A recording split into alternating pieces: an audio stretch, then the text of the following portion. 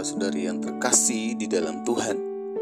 Hari ini kita akan melanjutkan pembacaan dan perenungan kebenaran firman Tuhan dari kitab Mazmur pasal 2 ayat yang pertama sampai yang ke-12.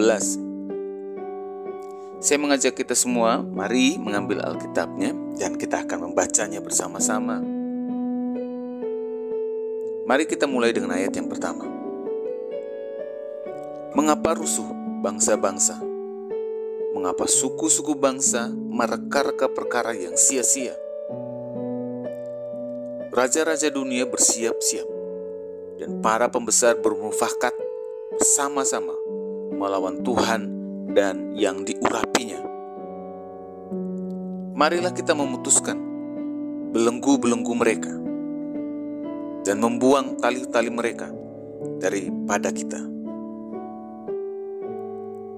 Dia yang bersemayam di sorga tertawa. Tuhan mengolok-olok mereka.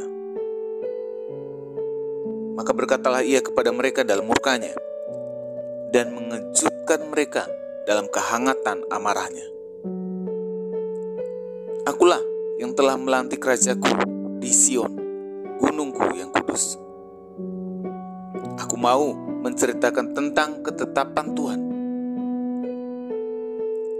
Ia berkata kepadaku, anakku, engkau telah kuperanakan pada hari ini. Mintalah kepadaku, maka bangsa-bangsa akan kuberikan kepadamu menjadi milik pusakamu, dan ujung bumi menjadi kepunyaanmu. Engkau akan meremukkan mereka dengan gada besi, memecahkan mereka seperti tembikar tukang periuk. Oleh sebab itu, hai raja-raja, bertindaklah bijaksana. Terimalah pengajaran, hai para hakim dunia. Beribadalah kepada Tuhan dengan takut, dan ciumlah kakinya dengan gemetar, supaya ia jangan murka dan kamu binasa di jalan. Sebab mudah sekali murkanya menyala. Berbahagialah semua orang yang berlindung padanya.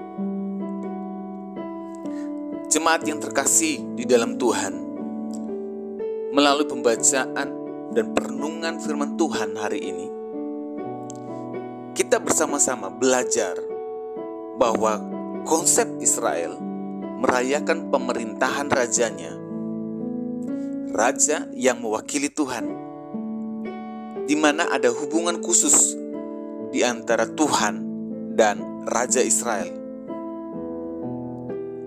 Wewenangnya berdasarkan hubungan itu, bahwa dia dipilih oleh Tuhan. Raja cukup berkuasa untuk menjamin keadilan dan perdamaian dan menolong yang tidak berkuasa. Dia memiliki kekuasaan dan kebaikan. Pengikutnya menikmati hidup di bawah dia, karena raja mewakili Tuhan dan pemerintahannya. Dalam Mazmur pasal 2 ini, Allah menertawakan para raja-raja karena kedegilan hati mereka yang membuat komplotan tandingan dan bersekongkol melawan Allah dan orang pilihannya. Aneh rasanya manusia mencoba melawan Sang Pencipta. Tetapi itulah yang terjadi. Menanggapi hal itu, Allah menegaskan bahwa Allah lah yang memilih dan menugaskan orang yang telah dipilihnya. Karena itu, pemazmur mendorong para raja di bumi untuk bertindak bijaksana di hadapan Allah. Para hakim pun didorong tidak hanya mendengarkan kata-katanya sendiri dalam mengambil keputusan dalam sidang pengadilan, tetapi sungguh mau mendengarkan sabda Tuhan sendiri. Para pemimpin dinasihati untuk beribadah kepada Allah. Itu berarti mereka harus mau mengakui dengan tulus keberadaan Allah dan bersedia menyembahnya. Itu berarti sebagai pemimpin mereka harus bertindak adil terhadap rakyatnya. Karena rakyat pada dasarnya adalah milik Allah sendiri. Jika pemerintah dunia berbuat semaunya, maka Allah sendiri yang akan menjadi lawan mereka. Jemaat yang terkasih di dalam Tuhan, renungan ini kita belajar bersama-sama menjadi pemimpin baik dalam kelompok besar maupun sampai kelompok terkecil sekalipun. Kita dinasihati oleh firman Tuhan hari ini untuk bertindak bijaksana, baik dalam mendengarkan maupun dalam mengambil keputusan. Semuanya harus bertindak adil, tulus, sesuai dengan kebenaran firman Tuhan, dan tidak bersekongkol melawan Allah dan orang pilihannya. Karena pada saat kita melakukan hal demikian, Allah lah yang akan menjadi lawan kita. Mari kita berdoa. Kami bersyukur melalui perenungan firman Tuhan hari ini, kami diajar untuk tunduk dalam sebuah kepemimpinan, baik ataupun buruk itu. Tuhan mengajarkan kami untuk taat di bawahnya. Karena ketika kami melakukan hal itu, maka Allah lah yang menjadi lawan kami.